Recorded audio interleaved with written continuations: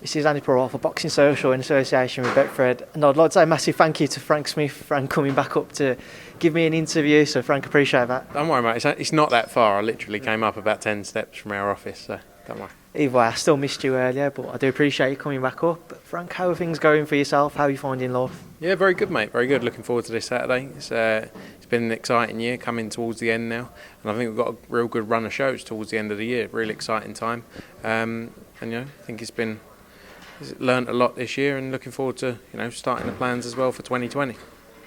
It's a little scary when you mention starting plans for 2020, knowing what is it? The years go quick. Yeah, I was going to say. It goes quick, doesn't it? Yeah. It goes too quick. It doesn't feel like a day ago. It was the start of 2019, so no, it's exciting though.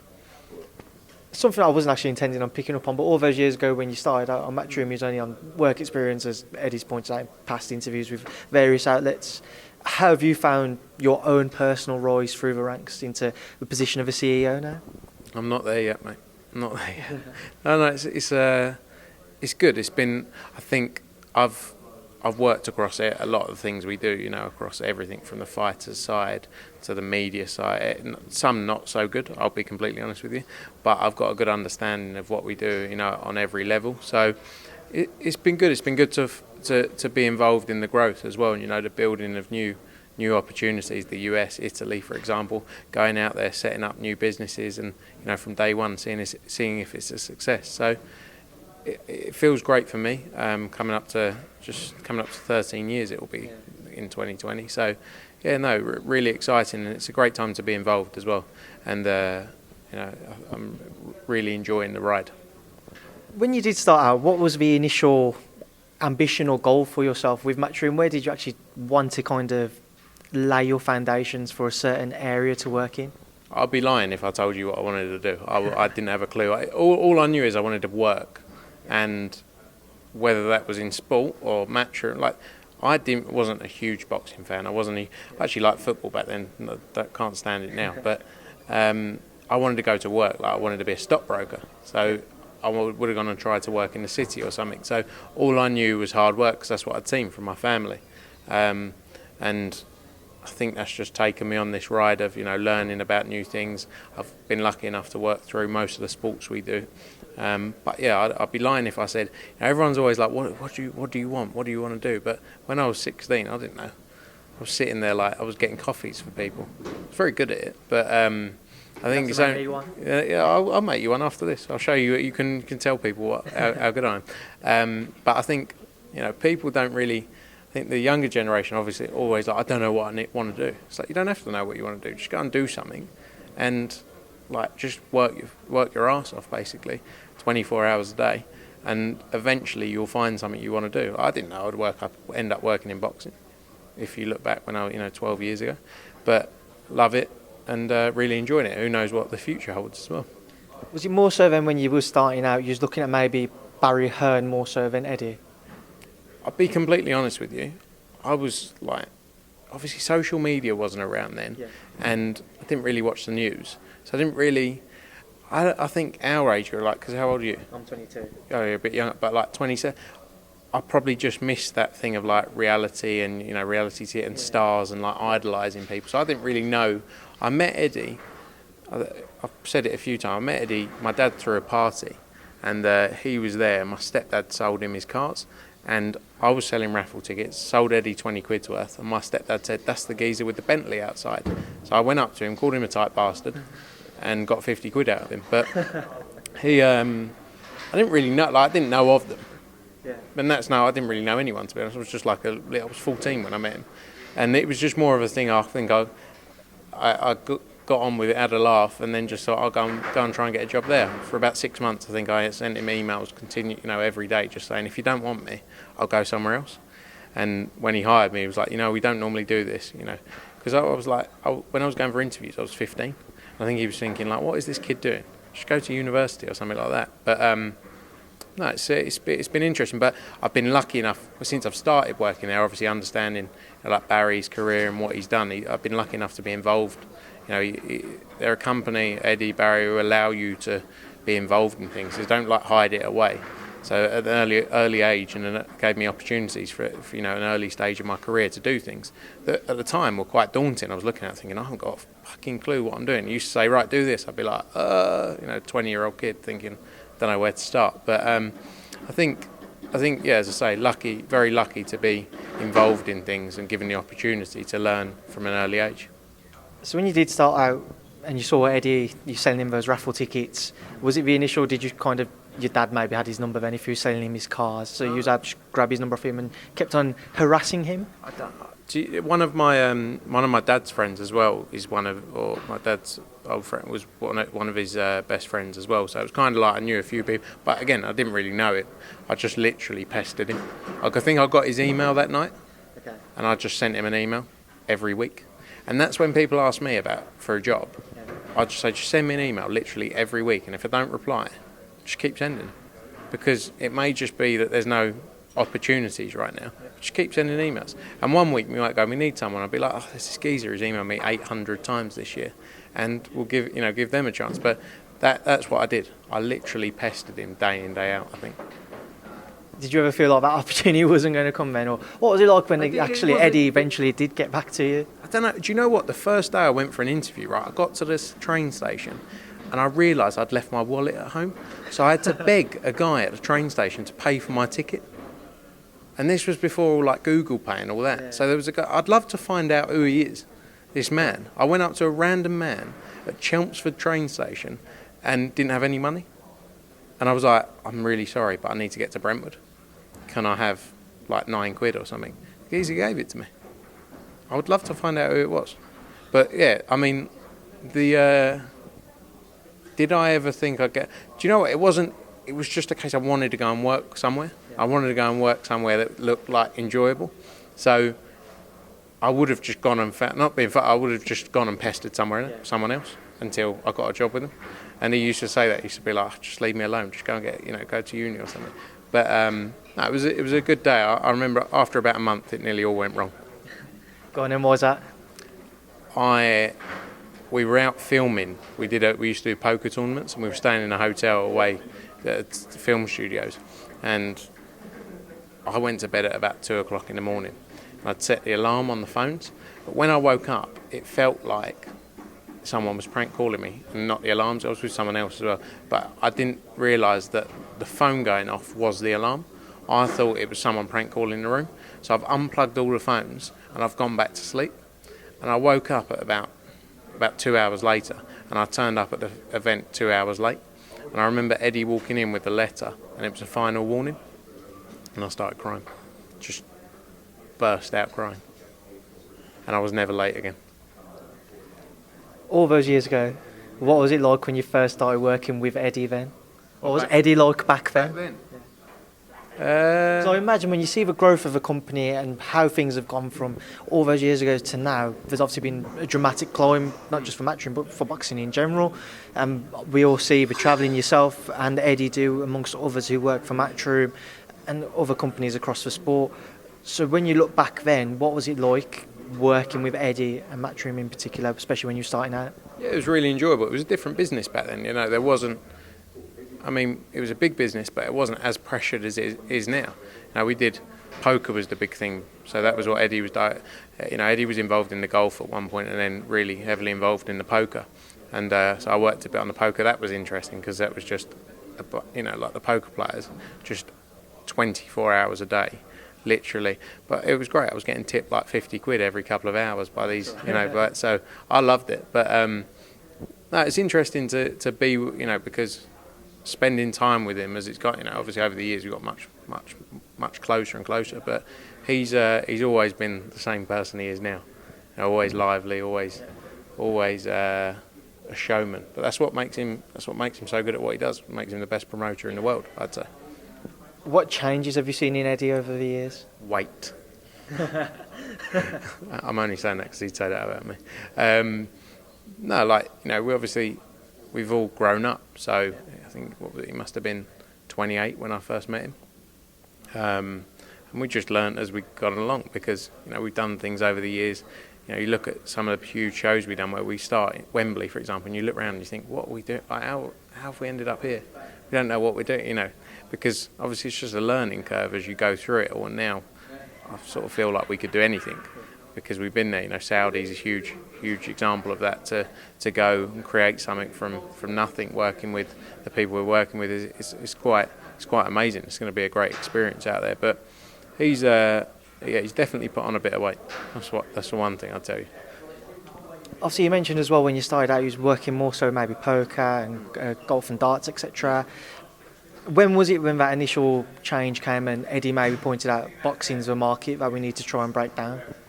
I think I started working on boxing just before, like helping, because I used to go on all the different events. So, when we were still doing stuff in leisure centres, I used to just go along and help. Then the big point was when Prize Fighter was big, obviously.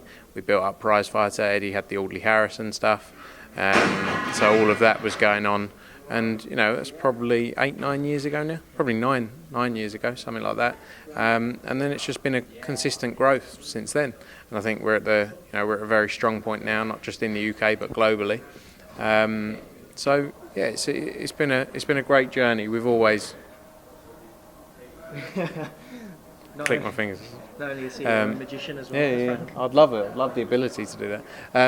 But it's been a great journey and great to be involved from the start as well. Not the start of Matchroom, obviously, but the start of the boom again, really. It's kind of threw me from my next question for some reason there. Rising, yeah, I have. What was I going to say? Right, next question. I know it's a broad one, and whenever I've asked Eddie, whenever I've asked Barry, it's always a broad answer. There's never really a refined decision as to what it is. But in your opinion, what is the ultimate goal for Matchroom? Just to keep growing and growing, to be honest. We organise probably 350, 400 event days a year across a number of sports, as you know, from not just the boxing, darts is huge, snooker's huge. Had a huge netball event at the Copper Box last week, basketball event. It's endless. The list is really endless. So I think our position now and what we're trying to do is just grow the business globally. For a long time it was predominantly UK based. And then over the years we built up taking events around the world, and as you'll see now, constantly we've got something going on here, there, everywhere.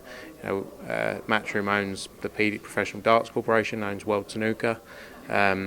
So it's a real exciting period for our business as a whole, and we're always looking into new things, but also got to manage what we're currently dealing with at the same time. So I think for us right now, within boxing in particular, it's just keep growing, keep building new markets. What can we do, and how can we keep developing what we've got in the UK? Have there ever been discussions in-house, maybe between yourself, Frank, Barry, etc., because of a rise of Matchroom, and especially on the back of a DAZN deal, everybody, well documented $1 billion deal, etc. Was there ever in-house discussions the possibility of selling Matchroom? That's above my head, mate. No. Obviously, the great thing about Matchroom is a family-owned business. Completely owned by the Hearns, and it's Barry's life. More than it, Barry has built this up from day one for coming up to 40 years very soon. So I don't think that Matchroom will be going anywhere, to be honest. But it's amazing to see the growth of a business like that. From when we sit down and go through the numbers and go from where it's come from, the struggles it's been through over the years as well. Because it's not always easy, but we're on a good run now. But it's his life, as I say. I can't see Barry going anywhere. I mean, just to say, you mentioned coming in on 40 years. Will I be getting an invite to that 40th year anniversary do? Depends if you're still around, mate. Well, if I'm still around, where do you think I'm going to be? You might be in Hollywood by then. You might not see us then. You'll be like waving at us, just I'll never forget you, Frank. But we have spoken enough about the past. Yep. We're obviously in Manchester now. Anthony Croller's final bout. Katie Taylor looking to become a two-weight world champion. Just a word on Anthony though. From the moment you once again stepped into Matchroom, you've been there through a numerous amount of his fights. What's it going to be like when you see Anthony step into that ring for the final time and step out for the final time? Do you know what I think is great that a fighter, because not fighters don't always do this, but sort of accept, and he's the one who said, right, one last time, this is it. I don't know if you've heard that, this is his last fight. I'm still like... No, but it's it is great because a lot of fighters take it that one step too far and don't always understand when, enough is enough. And I can understand it. They've been, a lot of them, it's all they've known and all they've done. But, for Crolla, I think he's got a huge career after the sport as well. Not just, he's a great character. He looks the part, which helps. I think he's going to have a busy career. I don't think he's going to stop and just go and rest on what he's done. I think he's got a lot going on in the background as well. Excuse me. But no, it's good to see, and it's good to see a fighter. A lot of fighters, they'll lose a fight and be like, right, this is it, and then they'll come back, and then I think he had in his head this was what his plan was. So go out there, get the big win one last time, soak up that atmosphere, and go and have some time off with his family, and then back to doing a normal job. I mean, we do see over and over again fighters will retire, whether it be too soon or too late, etc. But they'll have that desire to want to come back, to get back in the ring. That hunger never leaves them. Is that maybe not necessarily a concern, but maybe something that yourself, Eddie, everybody, and Anthony himself has thought about? Maybe within 6-7 months, if he was to beat Frank, I'm not going to pronounce his last name because I won't be able to, beat Frank on Saturday, he might turn around and be like, I want to give it another crack, I want to get back in there. Is that maybe something that's crossed your minds and everybody else's at Matchroom?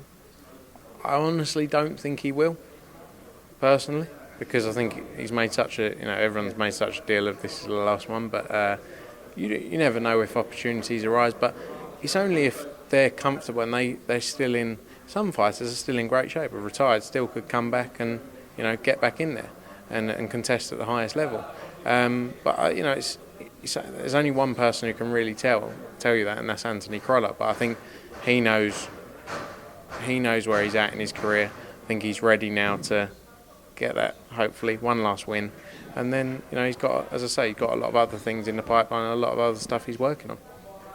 Well, let's just have a word on his opponent as well for Saturday night. And what do you know about him? I know that there's a title on the line, but I'd previously spoken to Joe and he said, I was going to say it was announced as there was a title. What is the confusion exactly there? No, it was just a mistake that my Mr. Buffer actually got it from BoxRec, but BoxRec was wrong. Okay. So there was never any title on the line for it.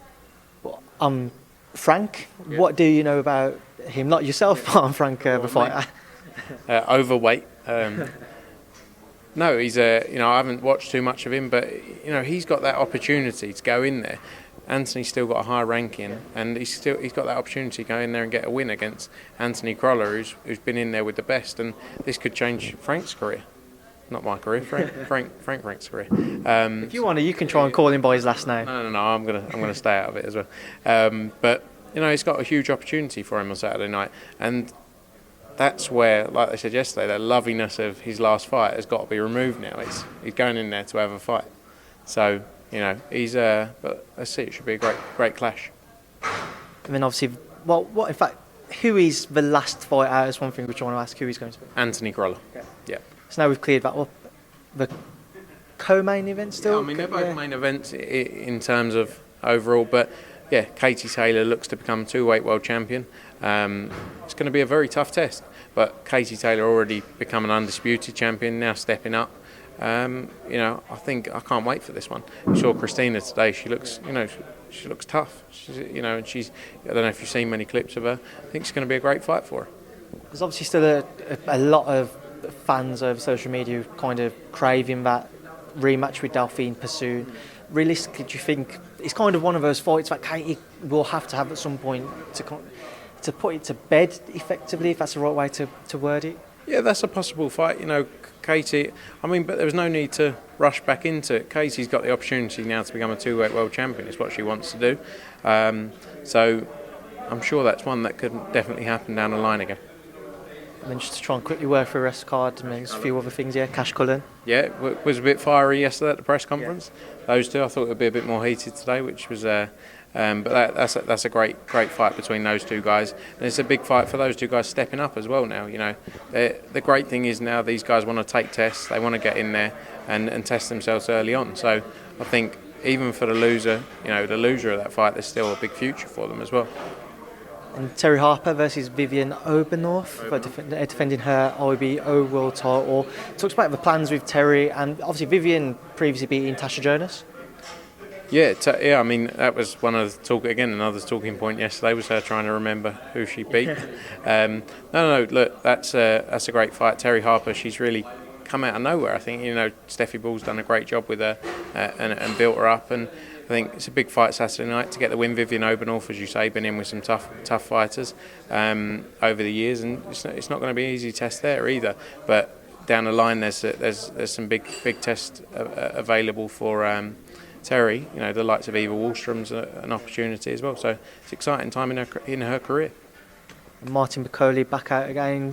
Man who said to him yesterday, smile just lights up the room. He's always smiling. His smile does, but I just saw when I was up there, it was like he's got a fierce side as well. That is going to be Hernandez always comes to fight as well. He had the fight against DeWeck on our fight in Texas, and I think that's going to be a great fight. And fair play to Martin as well.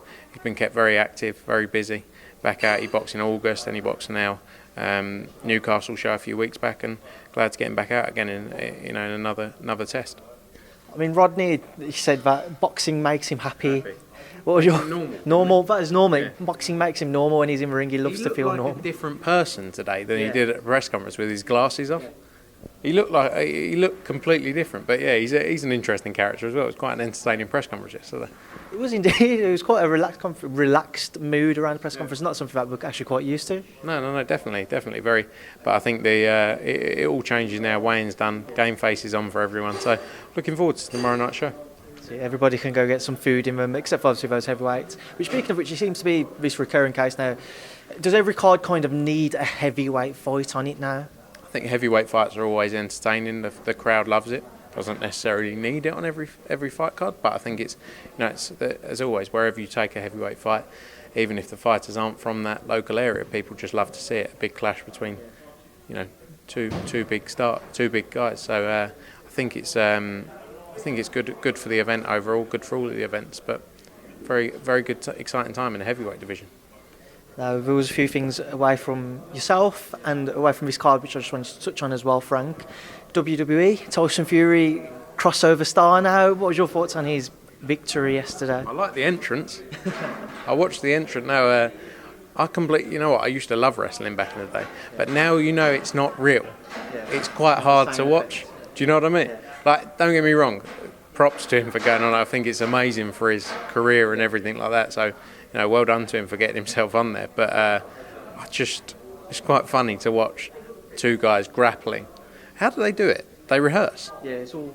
They have their training centres, etc. So everything is rehearsed? I don't know what's rehearsed and what isn't, but they have their training centres. Sometimes get hurt in WWE. I imagine that there's possibly certain ways which you can hit someone, which might bring out blood or maybe fake blood. I don't know. How did he win? Right hand and the Strowman failed to beat the count. I don't know if. No, it looked amazing out there. It just shows the scale of the events as well in Saudi Arabia. But yeah, fair play to Tyson Fury. I wonder if he's going to stick to WWE now. I would just like to say as well, if there are anybody who will watch this interview, wrestling is real. I don't want to break any hearts there, Frank, so I don't know what you're on about. Yes, wrestling is real, apparently. But it's an amazing business and an amazing brand, so well done to the WWE. I respect them for that. I mean, Tyson himself as well, he has mentioned MMA now. He wants to have a crossover there. He said Conor McGregor might train him. I thought you said Conor McGregor might fight. I mean, that'd be an interesting one in itself. Again, Tyson looking to possibly move into another sport. Everybody wants to see that Wilder rematch. If he was to do another crossover, do you think he kind of puts at jeopardy that rematch for everybody that wants to see it? I don't think so. I mean, he didn't really have any risk in the WWE, did he? I guess if it is truly mapped out what's going to happen. I think it's great for his brand. He's great for all of these sports because he's an entertainer, isn't he? Yeah. As a person. So anything he goes into, people enjoy watching him. I don't know whether he will actually go into MMA. Who knows? But yeah, the Wilder fight's a huge rematch. Let's see what happens. There's a lot. Who would have said he would have gone in the WWE a couple of months back? You never would have known. So I think it's best not to guess on Tyson Fury's career, to be honest. Well, it's true. No, I don't think anybody would have guessed. But if there was one fighter in boxing you said who could have done it, it's Tyson Fury because of his character. Do you think of somebody else? Not off the top of my head. The wrestling stuff, I mean, no, not really. But yeah, you're probably right. And moving away from Tyson, Nigel Benn, he obviously announced his comeback and then picked up a shoulder injury. I can't remember if it was earlier this week or last week. What are your thoughts, start this week, so what are your thoughts with regards to when the fight against Seko Bika was first announced and obviously now he can't fight because of his injury? Each to their own, you know. If he wants to do it, no one can stop him from doing it, can they? I don't know, how old is he now? 55, I think. 55. I mean, it's quite an age to get back in there and do it, you know. But I think he's realised now, obviously, he probably hasn't got it in him anymore. You know, because probably when he was a fighter and had picked up an injury, or before, you know, when he was previously a professional, he probably would have got on with that. But you know, now I think maybe the injury is, or the training camp has shown him, it's not. You know, his body hasn't got what it used to have. This coming weekend as well, Frank. Canelo Kovalev during the night. Your thoughts on that one? A lot of people kind of seeming to just back Canelo, expecting Kovalev to kind of be past it. I think, you know, obviously people who saw the Kovalev Yard fight, he's still got fight and hunger in him, obviously, you know, to come back from it, almost getting stopped from Anthony Yard in that fight. It's going to be very interesting to see how Canelo deals with his size. You should look at the size difference between them. Canelo coming up 2 weights, obviously he's boxed at super middle before he gets Rocky Fielding, but coming up 2 weights from his last fight. I think it's going to be very interesting. It's going to be very interesting. Obviously Canelo is the younger man in there. He's going to have the stamina probably, but you can't take away from Kovalev's heart and desire, and you know what he's done in the sport. I think it's going to be an entertaining watch. And we also had some fights announced for the Anthony Joshua undercard yesterday. Yeah. Quick Carroll, Hergovich Molina and Hunter Povetkin. Yeah. Your thoughts on making all of those fights? Yeah, I think personally, I think it's a great undercard. You know, normally we get a lot of stick, but yesterday seemed to go down quite well. You know, Hunter Povetkin, a huge fight for the heavyweight division. Those guys really from there stepping on a possible world title shot after that. And you know, again, props to them for taking the big fights. Hergovich against Eric Molina. It's a real good name for Hergovich to get on his record. You know, only 9 fights in, I think. So Molina previously fought Anthony Joshua, so got a bit of history there as well with him being on the undercard. And Quick Carroll, I think, is going to be an absolute tear-up. We saw Quick, obviously, the probably the experienced man, you know, former world champion against John O'Carroll, who showed his heart and desire when he fought Tevin Farmer. You know, recent fought on our Mexico card as well. I think that's going to be an all-out war, and then got a couple of other bits to announce as well soon. But that's the bulk of it, and I think it's a real entertaining card. It's going to be a great night out there. How many fights can we expect to have on the card? I know you've got 3 that announced, obviously the headline Joshua Ruiz, so that's 4. Probably 2 or 3 other. I mean, there'll be one more sort of fight for the TV section and a couple of other fights we're going to announce as well soon. And what is the ring walk time for? I think it's somewhere 9 o'clock, is it, for a UK time? That is. Yeah, Joshua's around 9 p.m. around first bell ring for the first bell around 9 p.m. UK. And then just want to touch on as well, because I know that you've been out in Saudi. How are preparations going with the stadium? Yeah, unbelievable. It's you know, we're putting a lot of work in out there. Got a great team of people, and you know, the as you saw again, going back to the WWE at the week just last night. Sorry, unbelievable setup. They seriously take it to another level. You know, they want to become the leaders in sport in Saudi, and you know, with their hunger and their determination to do so, and the people they have involved, they definitely can become that. But yeah, it's I don't know if you've seen. I've put some posts up recently with Matchroom have as well of the build. Every day you look at it, something new happens there. So it's going to be quite spectacular. You're basically building an O2 arena outside in the sand in 2 months and then taking it back down.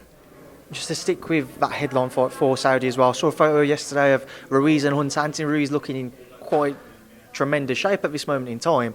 What are your thoughts with regards to his preparations? And a lot of people I've seen a few people rather questioning whether he'd have that same desire this time round. We've also some of the more luxurious things he's been able to enjoy his money on. Fair play to him, obviously he has that right to do so.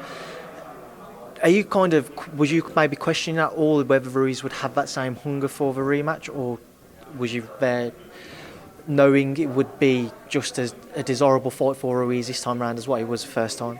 I don't think so at all. I think obviously he changed his life in the first fight, and he believes if he wins this one, it changes his life to another level. he's made a lot of money in the first fight, as he quite openly said, changed his family's life. He looks at this as another opportunity. But on the other side, you've got Anthony Joshua, who will not leave a stone unturned for this fight. You know, obviously the first one didn't go his way, no complaints from him. Was a great fight, and I think this one will be the same. But yeah, I don't believe Andy Ruiz is, you know, taking his foot off the gas, because, as I say, you've got the opportunity here to retain the belts and to then make some of the biggest fights in the world after that. But Anthony Joshua's the man in his way, and you know, he looks in unbelievable shape. He's putting everything into his training camp, and he's going to give it all out in Saudi Arabia on December 7th. I mean, if Anthony wasn't successful, where does his career go from there? Anthony Joshua is still one of the biggest stars in world boxing, I would say. You know, it's up to him what he wants to do, whether he want to take a break or anything like that. But I don't think he wouldn't even look at anything like that. He is so dedicated and fixated on this fight. This is the one thing he's looking for now, to go out there, get the win, take his belts back, and go on to you know, unify the division, and go for those biggest fights. So look, that's something else to look at down the road. His mind is 100% set on this fight on December 7th, and I think that's what he needs. A couple more quick things just to touch on, Frank. Jarrell Miller is rumoured to be signing with Top Rank. What are your thoughts on that?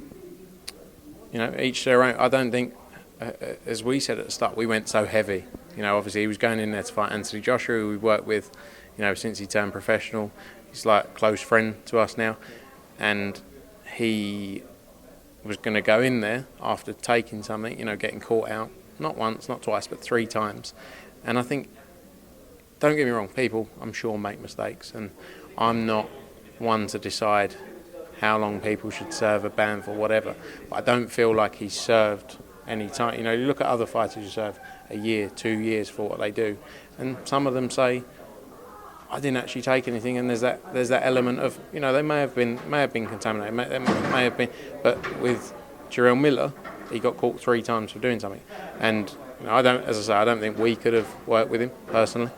I was quite open about that when it all happened at the start, but Top Rank, they've got their, you know, if they've done a deal to him, fair play, leave him to it. I mean, having said that, there was some rumours Miller would possibly face Chisora when Joseph Parker pulled out. Any thoughts on that? If those talks, if there were any? I don't believe so. No. Well, Frank Smith, I appreciate your time. I want to leave a final word to yourself. Anything you'd like to say ahead of Saturday night and the rest of your time with Matchroom Boxing? I'm just going to click and these are going to come back. No, it didn't work. Unfortunately, it didn't work, Frank, but as always, thank you for your time. Thanks for speaking to myself and Boxing Social. Thank you, mate. Good to see you.